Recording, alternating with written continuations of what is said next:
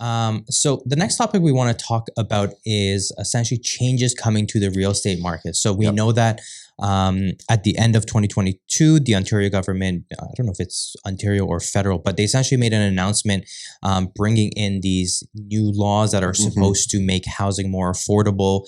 And essentially, I wanted to kind of talk to you about these changes and whose responsibility it is to, verify whether someone is a foreign buyer or someone has a vacant house. So why don't we just talk about what some of those new changes are and how do we, manage this process going forward? Yeah. So the first one that has seen a lot of headlines, I should say, is the 2-year ban on foreign home buyers that took effect in January 1st, 2023. Before, if you were a non-resident or not a Canadian, if you were a non-resident, meaning you weren't Canadian or a permanent resident of Canada, you could purchase property in Canada, but you'd be subject to the non-resident speculation tax, which I believe was another tax implemented by the Trudeau government. I could be wrong there, but the purpose of that was to discourage foreign home buyers from purchasing property. Now there's an outright ban on foreign home buyers. That ban lasts for 2 years. And the whole idea here is to try to combat and make housing more affordable for permanent residents and Canadians. There are some exceptions for that rule, which we don't need to get into, but in terms of who verifies who is a non-resident, that's usually the lawyers. So as lawyers, we always verify with our clients whether they're Canadian citizens or permanent residents. In the past, we did that because if they were neither, then we'd have to withhold money to account for that non-resident speculation tax. Now, now there's also an issue of, well, if they don't satisfy one of these exceptions, then they're actually prohibited from purchasing property at all. So it's up to the lawyers generally to confirm that. But as agents, I think it'd be a wise thing to ask your clients too, if they're looking to purchase, confirm that they are Canadian citizens or permanent residents. So the next one is called the underused housing tax. Again, this is meant to discourage foreign home buyers who own property in Canada that isn't being used. So it isn't being occupied either by themselves or by a tenant.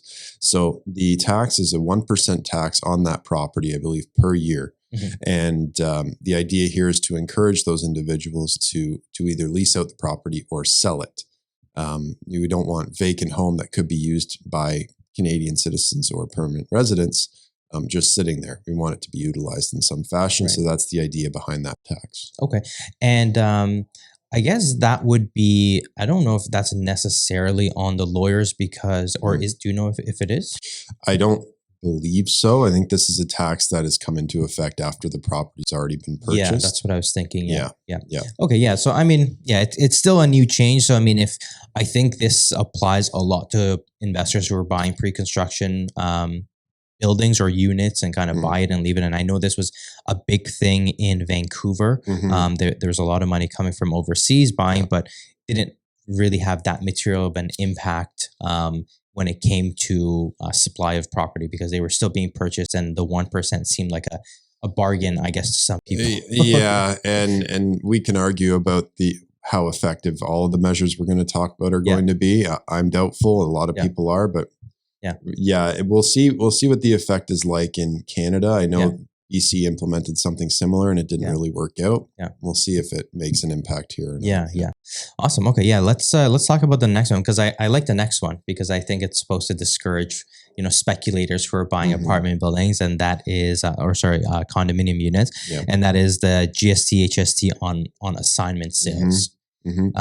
So what are your thoughts on that? So I actually don't think it's just for new home condos. I think it's also for freehold homes as well, detached homes, right? So what an assignment is where, say you enter into an agreement with a builder to purchase a new home or new condo, a new house, and the value as you wait for that home to be built or that condo to be built, the equity has already started to increase and you want to assign that agreement to somebody else before the condo is built. You can usually do that with the consent of the builder.